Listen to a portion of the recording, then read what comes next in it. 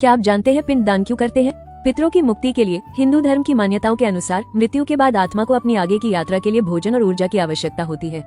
पिंड दान के माध्यम से दिए गए पिंड, चावल के गोले पितरों की आत्मा को पोषण देते हैं, जिससे उनकी यात्रा आसान हो जाती है। यह वंशजों द्वारा अपने पूर्वजों के प्रति सम्मान, कृतज्ञता और कर्तव्य की भावना व्यक्त करने का एक तरीका है। यह एक ऐसा कार्य है जिससे पितर प्रसन्न होते हैं और अपने परिवार को सुख समृद्धि का आशीर्वाद देते हैं। पिंड दान का सही तरीका, सही समय और स्थान। ये कर्म आमतौर पर किसी पवित्र नदी के किनारे या तीर्थ स्थल जैसे गया, वाराणसी या प्रयागराज पर किया जाता है। पितृपक्ष के दौरान यह विशेष रूप से महत्वपूर्ण माना जाता है। सामग्री, मुख्य सामग्री चावल का आटा, जौ का आटा, काला तिल और शहद को मिलाकर बनाए गए पिंड गोले होते हैं। इनके अलावा जल, दूध, फूल, दर्भ, एक प्रकार की घास और अन्य पूजन सामग्री का भी उपयोग होता है।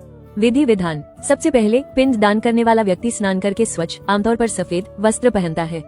वो दक्षिण दिशा की ओर मुख करके बैठता है और अपने पितरों का आवाहन करता है। मंत्रों का जाप करते हुए विधिपूर्वक पिंड बनाए जाते हैं और उन्हें केले के पत्ते पर या एक साफ स्थान पर रखा जाता है। पिंडों पर जल, फूल और तिल अर्पित किए जाते हैं। इसके बाद तर्पण किया जाता है, जिसमें हाथों में जल और तिल लेकर पितरों को जल अर्पित किया जाता है। कर्म पूरा होने के बाद पिंडों को जल में प्रवाहित कर दिया जाता है या गायों, कौवों या अन्य जीवों को खिला दिया जाता है। ब्राह्मण भोजन, पिंड दान के बाद ब्राह्मणों को भोजन कराना एक महत्वपूर्ण परंपरा है।